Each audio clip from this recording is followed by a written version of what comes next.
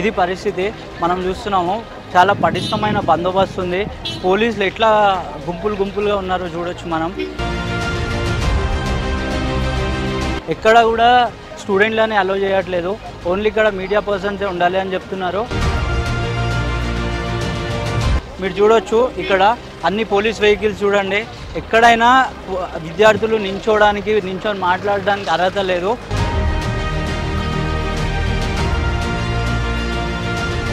మొత్తం police ఆధీనంలోనే Osmania university ఉంది.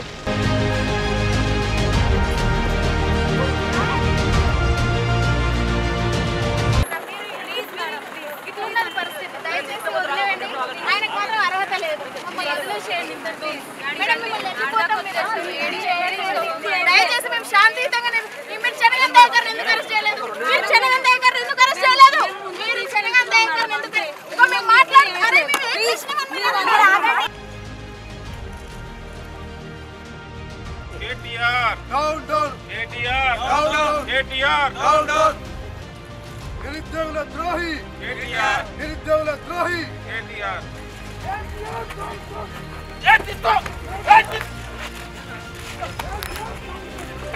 పదేళ్ల నుంచి ఏ ఒక్క నిరుద్యోగులు కూడా ఉద్యోగాలు కల్పించే ఈనాడు ప్రభుత్వం ఉద్యోగాల కోసం మళ్ళా సన్నమైనటువంటి విద్యార్థుల జీవితాన్ని KTR ముఖ్యమంత్రి రేవంత్ రెడ్డి గారు నిరుద్యోగుల కోసం ఉద్యోగాల భర్తీ చేస్తుంటే కొంతమంది ఓర్వలేక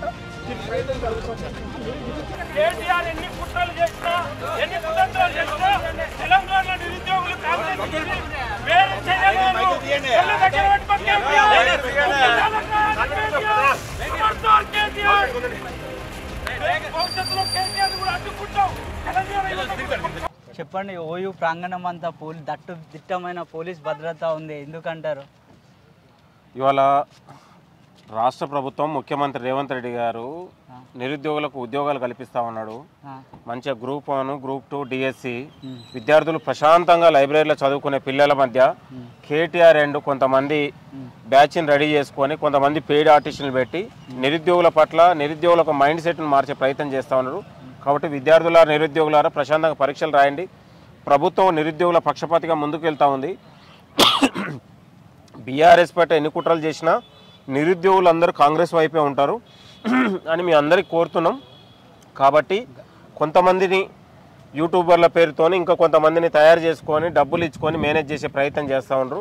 వీళ్ళు ఎవరిని కూడా నమ్మొద్దని కూడా నిరుద్యోగ లోకానికి విజ్ఞప్తి చేస్తారు. గతంలో ఉన్న ప్రభుత్వం కన్నా ఇప్పుడు వచ్చిన కాంగ్రెస్ పార్టీ హయాంలోనే ఎక్కువ నిరుద్యోగులు అణచివేతకు గురవుతున్నారని చెప్తున్నారు, ఆరోపణలు వస్తున్నాయి. నిరుద్యోగులకు ఇవాళ ఎన్నడూ లేనంత 11,000 పోస్టులు ఇవాళ డిఎస్సి పోస్టులు వేసింది. 563 పోస్టులు గ్రూప్ 1 వేసింది. అంటే తెలంగాణలో ఎక్కడ జరగనంత నిరుద్యోగుల జాతర జరుగుతూ ఉంది. రేపు జాబ్ క్యాలెండర్ జరుగుతూ ఉంది.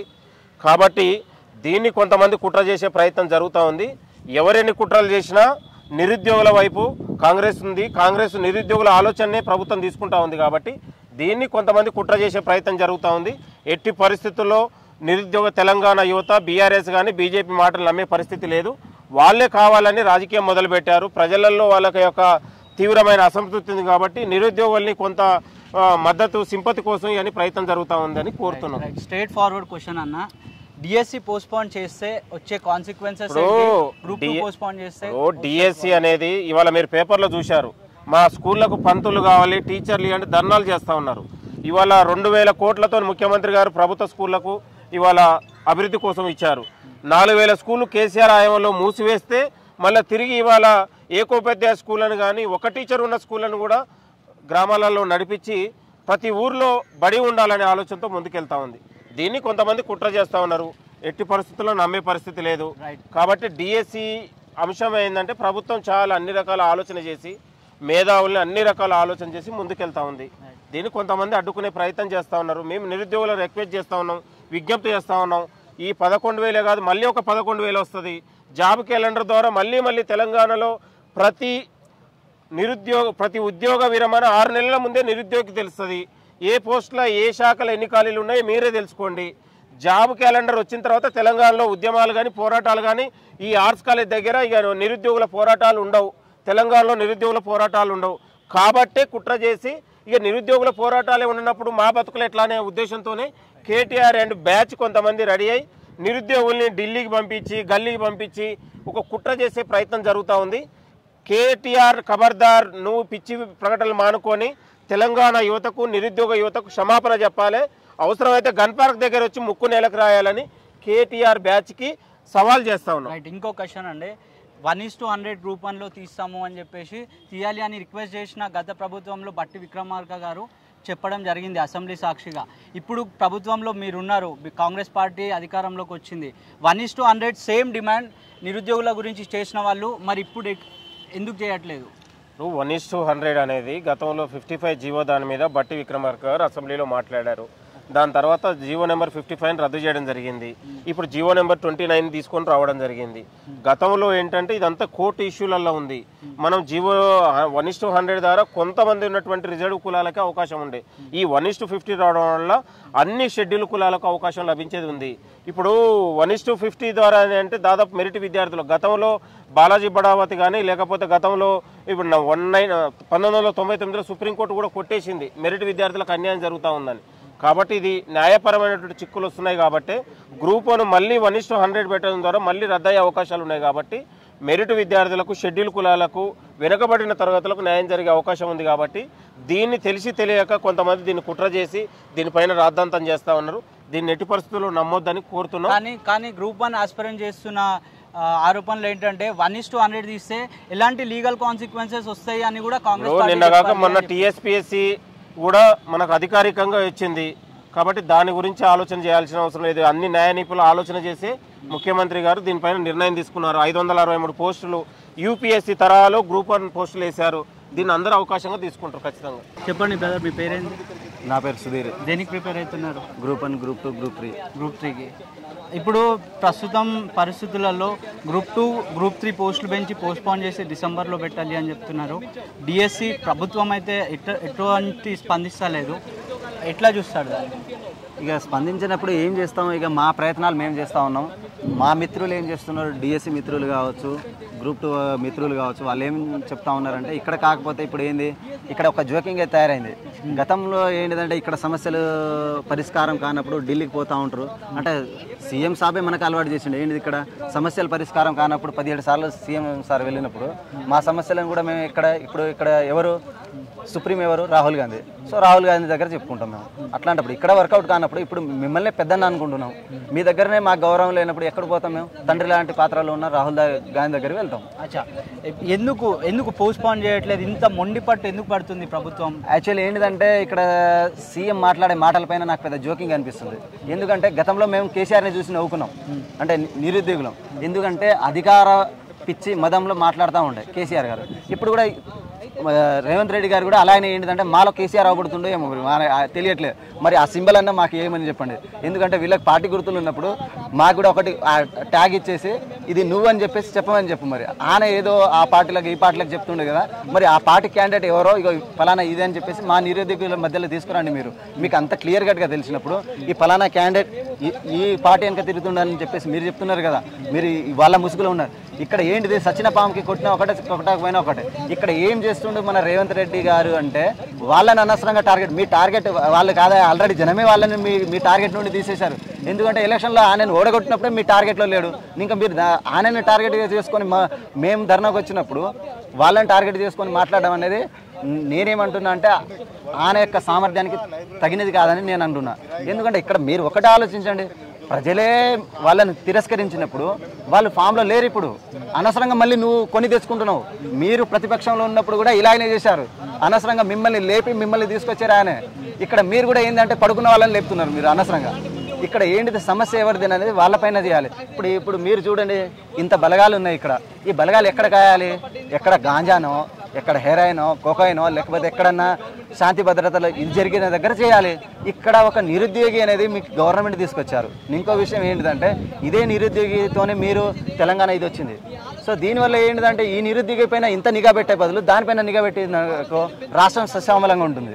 ఇక్కడ ఇది కాదు సబ్జెక్ట్ నేను అనేది. ఇది ఇంకొకటి ఏంటిదంటే ఇక్కడ గ్రూప్ 1, గ్రూప్ 2, గ్రూప్ 3 ఇప్పుడు ఇవి 3 ఏంటిదంటే ఒక మారుమూల గ్రామంలో ఉన్న ఒక విద్యార్థికి యూపీఎస్సీ ప్రిపేర్ అయ్యే ఛాన్స్ అది చాలా పెద్ద కాబట్టి అది డబ్బులతో ముడిపడింది, చాలా లాంగ్ టైం కాబట్టి ఇది గ్రూప్ 2 గ్రూప్ 1 అనేది మాకు యూపీఎస్సీ అంటే ఇప్పుడు గ్రూప్ 1 1:100 చేస్తే లీగల్ కాన్సిక్వెన్సెస్ వస్తాయి అని చెప్తున్నారు, దాన్ని ఎట్లా చూస్తారు? ఇప్పుడు ఏంటిదంటే వాళ్ళు అనుకుంటే అవుతుంది, కాకపోతే ఏంటిదంటే ఇది తప్పించడానికి ఒక చేస్తున్న డ్రామే తప్ప ఇంకొకటి కాదు. ఇది ఇక్కడ ఏంటిదంటే అందరూ ఏమనుకుంటున్నారంటే చేస్తే ఒక బాధ, చేయకపోతే బాధ, అంటే ఇదే ఈ లీగల్ ఇష్యూస్ వస్తాయని చెప్పేసి ఆ రోజు బట్టి విక్రమార్క గారు తెలియదా, ప్రతిపక్షంలో ఉన్నారు. బట్టి విక్రమార్క గారు కూడా 1:100 తీయాలి, దాదాపు 10 సంవత్సరాల తర్వాత గ్రూప్ 1 అవుతుంది అని చెప్పేసి అసెంబ్లీ సాక్షిగా చెప్పారు. మరి దాన్ని ఎట్లా చూస్తారు? ఇప్పుడు దాన్ని అంటే ఆ రోజు చేసినప్పుడు ఏమో సంవత్సరం రోజు చేస్తేనేమో వ్యభిచారం లాగా చూస్తూ ఉన్నారు వాళ్ళు. ఇక వాళ్ళ విఘ్నతగా వాళ్ళు ఆలోచించాలి అది. ఎందుకంటే దానికి మించి మేము ఏం చెప్పలేము. ఏంటంటే ఇప్పుడు ఒక బిడ్డ ఒక తండ్రికి ఎంతవరకు చెప్పాలో అంతవరకే చెప్తారు. ఇప్పుడు విననప్పుడు ఏం చేస్తారు? ఇంకా ఏదో ఒకటి చేయాల్సింది, ఎక్కడ వెళ్ళాలో అక్కడ వెళ్తూ ఉంటారు. ఇంకా నేను చెప్పేది ప్రధానంగా ఏంటిదంటే మాకేంటిదంటే 1, 2కి 3కి ప్రిపేర్ అయ్యే వెసులుబాటు కల్పించండి. సరే పెంచట్లేదు, కనీసం అట్లీస్ట్ డిసెంబర్లో వేస్తే గ్రూప్ 1 మెయిన్స్ మంచిగా రాసుకోవచ్చు. 2, 3 అనేది యాజ్ టీజ్ సిలబస్, సేమ్ పేపర్స్. మీరు గ్యాప్ ఇవ్వకుండా పర్వాలేదు, యాజ్ టీజ్గా 4 days పెట్టి పడేయండి. కానీ కొంతమంది అభ్యర్థులు డిఎస్సి చాలా సంవత్సరాల తర్వాత పడింది, మా ఏజే బార్ అయిపోతుంది, ఇప్పుడు పరీక్ష పెడితేనే కరెక్ట్ అని ఆరోపణలు చేస్తున్నారు. దానికి ఎలా చూస్తారు? గ్రూప్ 2 గ్రూప్ 3 సిలబస్ కామన్ అయినప్పటికీ గ్రూప్ 3 రాసిన వాళ్ళు డిఎస్సి రాసిన వాళ్ళు గ్రూప్ 2 గ్రూప్ 3 రాస్తున్నారు. దానివల్ల చాలా వరకు డిమాండ్ చేస్తున్నారు, మేము అన్ని రాయాలి, అన్ని పరీక్షలు రాయాలి అని చెప్పేసి. దాన్ని ఇప్పుడు ఏంటిదంటే ప్రజాస్వామ్యంలో ఎలా ఉంటుందంటే ఎప్పుడు కూడా మెజారిటీ బై మైనారిటీ. ఇప్పుడు ఎందుకంటే చాలా తక్కువ మెంబర్స్ని హోల్డ్లో ఉంచుకొని లక్షల మందిని మోసం చేయకూడదు ఇక్కడ.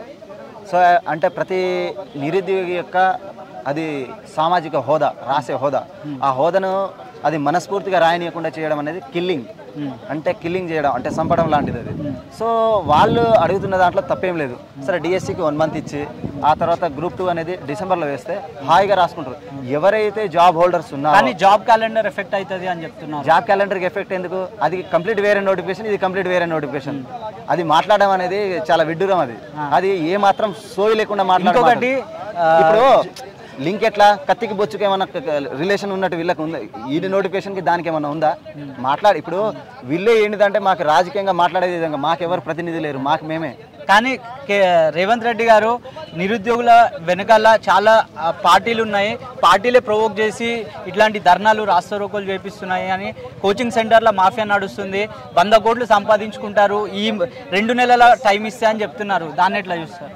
ఇప్పుడు 2 నెలల్లో ఏం చేయలేరని సీఎం సార్కి ఏం తెలియాలి అంటే, ప్రజెంట్ మన సీఎం సార్ సంఖ్యలో ఉన్నది ఎవరో కాదు, 5 month institute of Riyaz sir.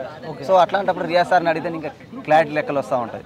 ఏంటంటే ఇక్కడ అలా చెప్పడం వల్ల మీరు ఏదో కోట్లు సంపాదిస్తారని చెప్పేసి స్కీమ్ ఉందో ఆ స్కీమ్కి మీరే ఛాన్స్ ఇచ్చినట్టు అయింది ఇప్పుడు ప్రతిపక్షానికైనా.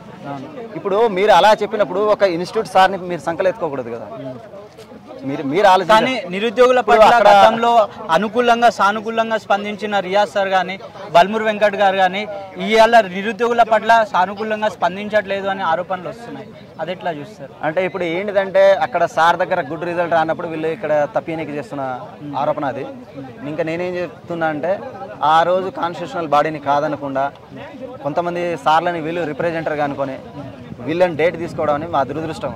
ఎందుకంటే మా రిప్రజెంటరే మాకు పెద్ద దురదృష్టం. ఈ రిప్రజెంటరే కరెక్ట్ అక్కడ వాళ్ళకి అంటే సార్కి క్లియర్గా అర్థమయ్యే విధంగా చెప్పట్లే వీళ్ళు. ఏంటిదంటే వీళ్ళ మనస్తత్వం ఎలా ఉందంటే నేను గ్రేట్ కావాలి. ఇక్కడ త్రిముఖ పోటీ ఉంది వాళ్ళకి. ఏంటిదంటే ఇప్పుడు చెనగాని దయాకర్ గారికి కావచ్చు, రియాజ్ సార్కి కావచ్చు, బల్మూరి వెంకట్కి కావచ్చు, వీళ్ళు త్రిముఖ పోటీలో ఎవరికి కప్పు వస్తుంది అనేది వాళ్ళు ఫైట్లో జీవితాలను నాశనం చేస్తూ ఉన్నారు. ఇక్కడ కాకపోతే సీఎం సార్ అర్థం చేసుకోవట్లే. ఏంటంటే వీళ్ళని కాకుండా మా ప్రజాక్షేత్రంలో రండి, నిరుద్యోగ క్షేత్రంలో రండి, మీరు ఒకసారి ఆ చర్చలు జరిపినప్పుడు ఏంటిదంటే మీరు చిక్కడపల్లి లైబ్రరీకి వస్తారా, ఉస్మానియాకి వస్తారా, లేదు దిల్సుఖ్ నగర్కి వస్తారా, రండి ఒకసారి. వాళ్ళకంటే ఒకసారి మాతోని మాట్లాడితే మీ మనసు నిండుద్ది.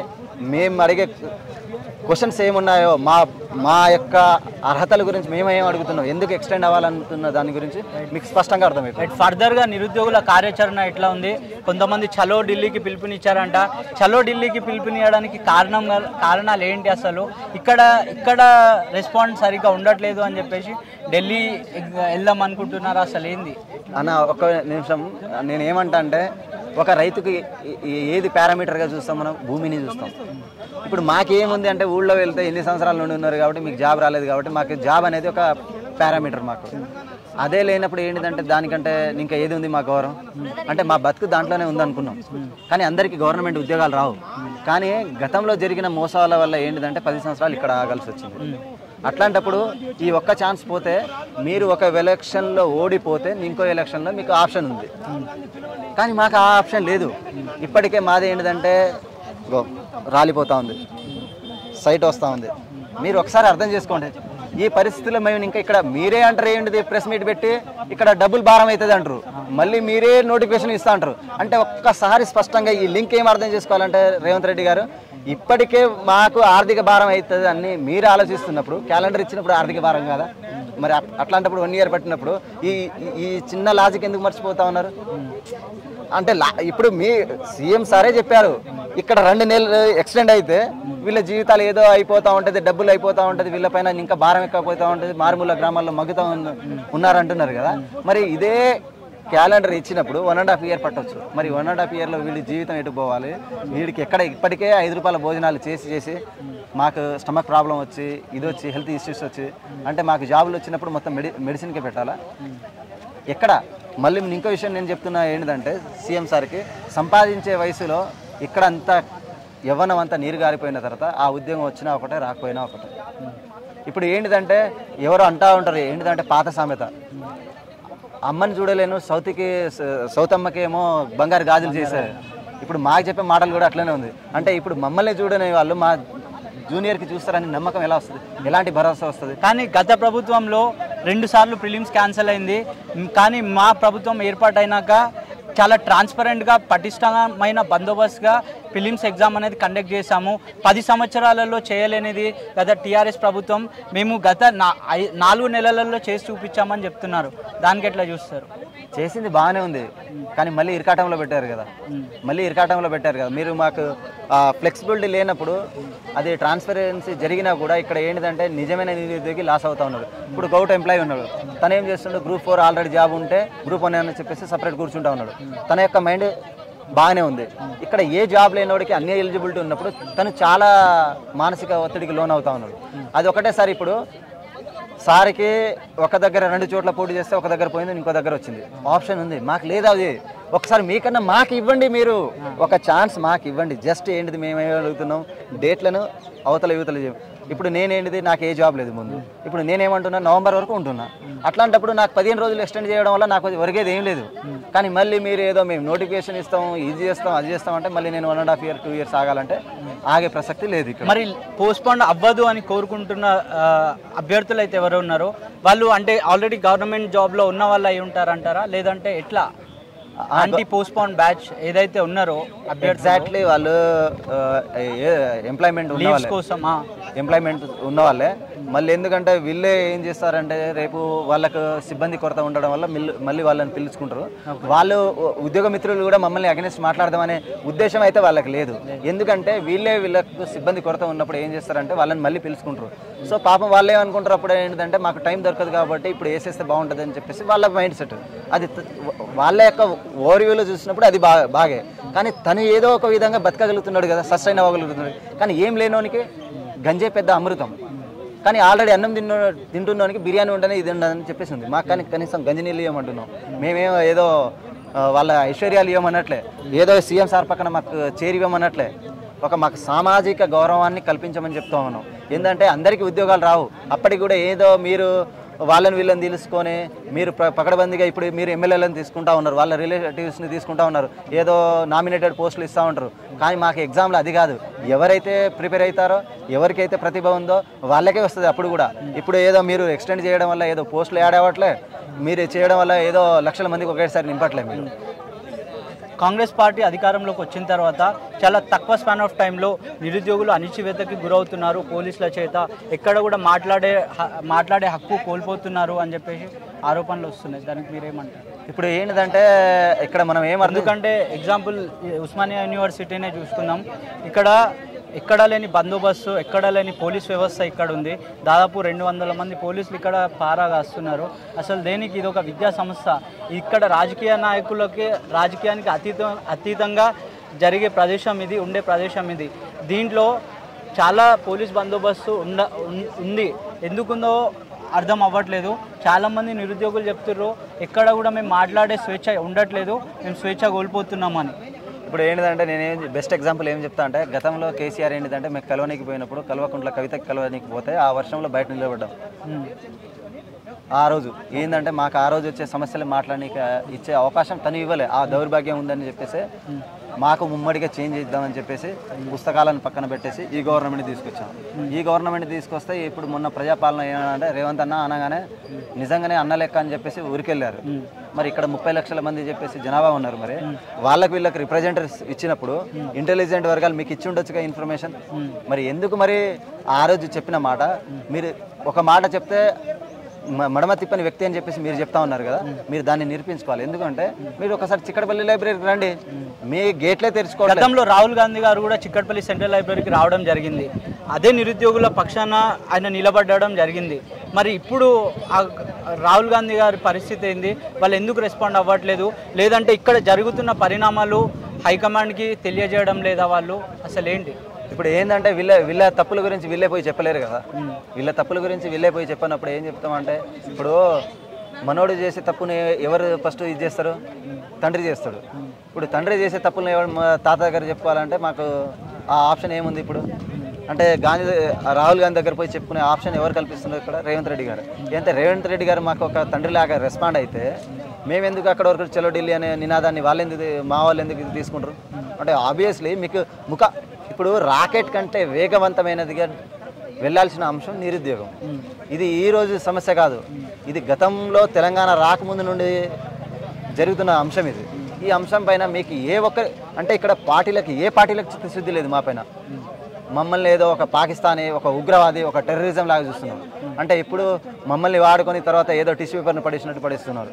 అంటే ఇది ఎంత దౌర్భాగ్యమైన స్థితిలో ఉన్నామంటే, మనకు వీళ్ళు తెల్లబట్టలు వేసుకొని వీళ్ళకి పదవులు రాగానే సరిపోయింది.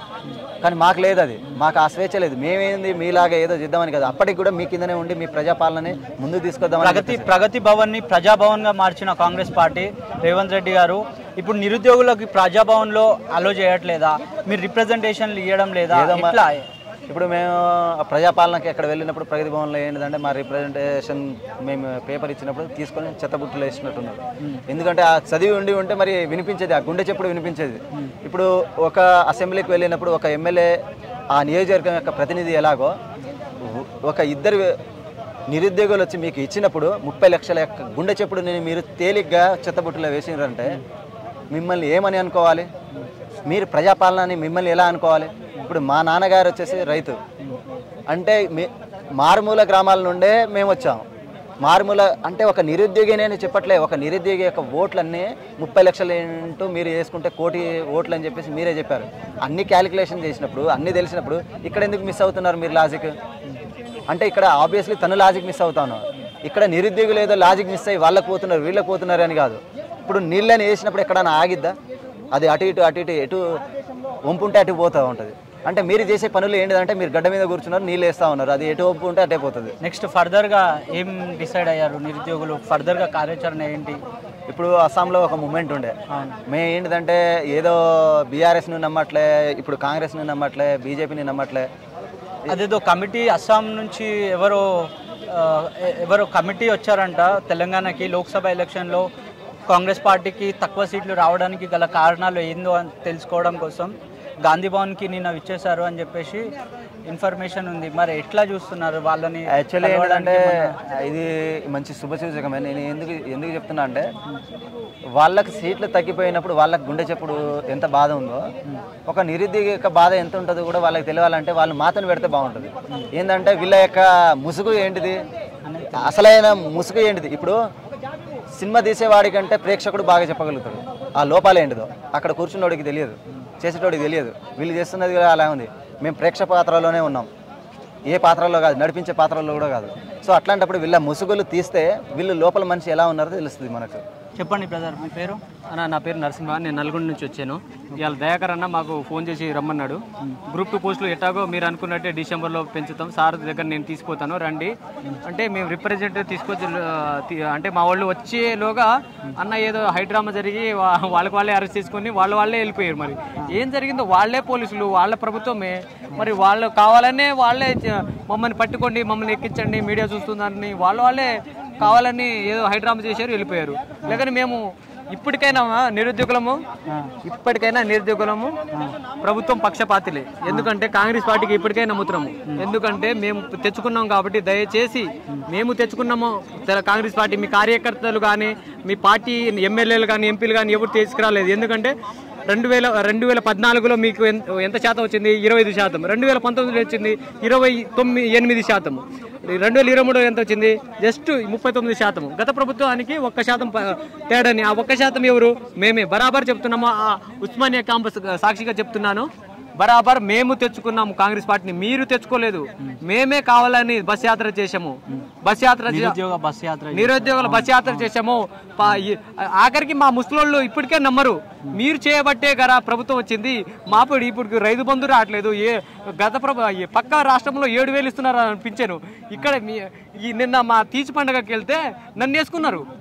ఏందన్నా మీరు మా కోసం ఫైట్ చేశారు, ఏం మనోడా ఇది అని మమ్మల్ని వేసుకుంటున్నారు. గత ప్రభుత్వం కనీసం మీ గురువు ఎవరో చంద్రబాబు నాయుడు కూడా ఆయన చూసేనే నేర్చుకోండి, ఎంతైనా గురువు శిశువులు అంటున్నారు కదా. దయచేసి గ్రూప్ 2 అనేది డిసెంబర్లో కండక్ట్ చేయండి. కానీ గ్రూప్ 1 1:100 చేస్తే, గ్రూప్ 2 పోస్ట్పోన్ చేస్తే, గ్రూప్ 3 పోస్ట్పోన్ చేస్తే లీగల్ కాన్సిక్వెన్సెస్ వస్తాయని రేవంత్ రెడ్డి గారు చెప్తున్నారు. దానికి మీరు ఎట్లా చూస్తారు? అంటే గత ప్రభుత్వం మీ ప్రభుత్వమే, గతంలో మీ ప్రభుత్వమే. ఎవరు? వైఎస్ రాజశేఖర్ ఉన్నప్పుడు చేసిండు. మరి అతనికి రాలేదా లీగల్ ఇబ్బందులు? నీకే వస్తున్నాయా? అప్పుడు లేవు లాలో, ఇప్పుడే మార్చారా? లా ఏమైనా మార్చారు? ఇప్పుడు కొత్తగా ఏమైనా తీసుకొచ్చారా? మాకు తెలిసి అలాంటి ఏం సెక్షన్లో రాలేదు. మరి మీ కాంగ్రెస్ పార్టీకి ఏమైనా వచ్చి ఉంటే చెప్పండి, బయట చెప్పండి. పూర్తిగా దాని మీద మేము బరాబర్ డెబిట్కి వస్తాము. ఒక నిరుద్యోగితో ఒక సీఎం కానీ మీ స్థాయిలో ఎవరైనా మీకు చెంచగాళ్ళు కానీ పంపించండి, మేము బరాబర్ మీతో కూర్చుంటాము. లీగల్గా ఏమైనా ఉంటే చెప్పండి, ఒక అడ్వకేట్ని పెడతాము. ఎట్లాగో మన ఏజీ ఉంటారు కదా, అతని దగ్గరకు పోతాము. ఏజీ ఆఫీస్కి వెళ్ళి ఏం లీగల్ వస్తాయో మాకు చెప్పండి, మేము బరాబర్ నిరుద్యోగం అందరికి చెప్తాము. మీరు కూడా పంపిస్తే మీరు చిత్తశుద్ధి ఉన్నట్టు మేము నమ్ముతాం. కానీ అమాయకులైన నిరుద్యోగుల్ని కక్షపూరితంగా అపోజిషన్ పార్టీలు సపోర్ట్ చేసి వాళ్ళని రాజకీయాల్లోకి లాగి ఇదంతా రాజకీయ సపోర్ట్ కోసం, బెనిఫిట్ కోసం చేస్తున్నారు అని చెప్పేసి చెప్తున్నారు. అన్న పచ్చ కామురులోడికి లోకమంతా పచ్చగా కనబడుతున్నాడు. నువ్వు మమ్మల్ని వాడుకొని గద్ద మీద ఎక్కావు. ఎందుకంటే నీకు అలాంటి బుద్ధి ఉంటుంది. నీకున్నప్పుడు వేరే వాళ్ళు యాక్చువల్గా కేటీఆర్ కానీ కేసీఆర్ కానీ నిరుద్యోగులు ఓడించారని 1కి 10 సార్లు ఒప్పుకున్నారు. నువ్వు కూడా నిరుద్యోగులు గెలిపించారని 1కి 10 సార్లు నా పత్రాలు ఇచ్చేటప్పుడు చెప్పావు. అయినా నీ చిత్తశుద్ధి ఎక్కడన్నా? ఏందన్నా నువ్వు అసలు నువ్వు బరాబర్ 1 సైడ్ గెలిచావన్నా? లేదు కదా, 64 స్థానాలే వచ్చాయి. కనీసం మీ కొడంగల్లో అయినా నీకు 1 సైడ్ ఇచ్చారా? జస్ట్ 60% ఓట్లు వేశారు. మీ 100% ఓట్లు వేసినట్టు నియంత పాలన ఏందన్నా? ఎంతసేపు నియంత పాలన ఏదో ఒక రోజు కూల్చిపోతుంది. నువ్వు బరాబర్ పెట్టుకో. ఎందుకంటే నువ్వు అందరు సీనియర్తో పెట్టుకుంటున్నావు, అంటే మీ పార్టీలతో సీనియర్లో పెట్టుకున్నావు. మాకెళ్ళి సీనియర్లు ఎవరైనా మా నల్గొండ ఎంపీలు కానీ ఎమ్మెల్యే కానీ మినిస్టర్లు కానీ మాకు సపోర్ట్ చేస్తే ఏదో ఒక ప్రభుత్వం కూలిపోతుంది. మా మినిస్టరు రేవంత్ రెడ్డి, మా మినిస్టర్ ఇతను ఉత్తమ్ కుమార్ రెడ్డి ఏం చేస్తున్నావు? దీని మీద తొందరగా స్పందించాలి.